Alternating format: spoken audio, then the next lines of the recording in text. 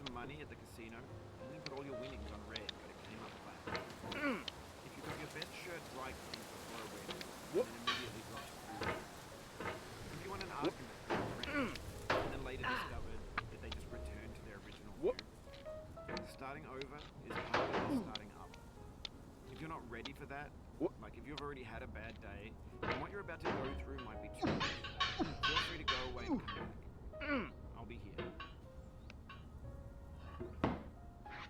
Alright, thanks for coming with me on this trip.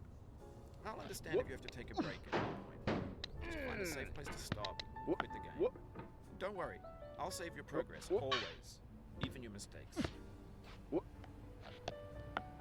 This game is a homage to a free game that came out in 2002, Sexy Hiking. The author of that game was Jazzo, a mysterious Czech designer who's known at the time as the father of B games. And B games are rough assemblages of found objects. Designers slap them together very quickly and freely, and they're often too rough and unfriendly to gain much of a following. They're built more for the joy of building them than as polished products. In a certain way, Sexy Hiking is the perfect embodiment of a big game. It's built almost entirely out of found and recycled parts, and it's one of the most unusual and unfriendly games of its time. In it, your task is simply to drag yourself up a mountain with a hammer.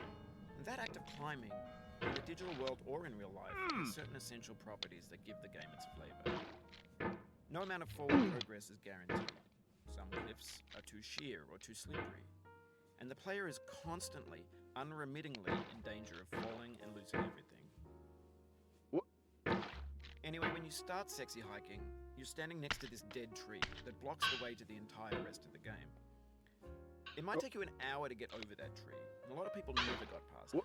You prod and you poke at it, exploring the limits of your reach and your strength, trying to find a way up and over.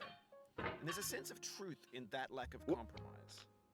Most obstacles in video game worlds are fake. You can be completely confident in your ability to get through them once you have the correct method or the correct equipment or just by spending enough time. In that sense, every pixelated obstacle in Sexy Hiking is real. The obstacles in Sexy Hiking are unyielding, and that makes the game unique and frustrating. But I'm not sure Jazzo intended to make a frustrating game. The frustration is just essential to the act of climbing, and it's authentic to the process of building a game about climbing. A funny thing happened to me as I was building this mountain. I'd have an idea for a new obstacle, and I'd build it, test it, and it would usually turn out to be unreasonably hard. But I couldn't bring myself to make it easier. It already felt like my inability to get past the new obstacle was my fault as a player rather than as a builder. Imaginary mountains build themselves from our efforts to climb them, and it's our repeated attempts to reach the summit that turns those mountains into something real. When you're building a video game world, you're building with ideas, and that can be like working with quickset cement. You mold your ideas into a certain shape that can be played with, and in the process of playing with them, they begin to harden and set until they're immutable, like rock. And at that point, you can't change the world. Not without breaking it into pieces and starting fresh with new ideas. No. For years now, people have been predicting that games would soon be made out of prefabricated objects, bought in a store and assembled into a world. And for the most part, that hasn't happened, because the objects in the stores are trash. I don't mean they look bad or that they're badly made, although a lot of them are.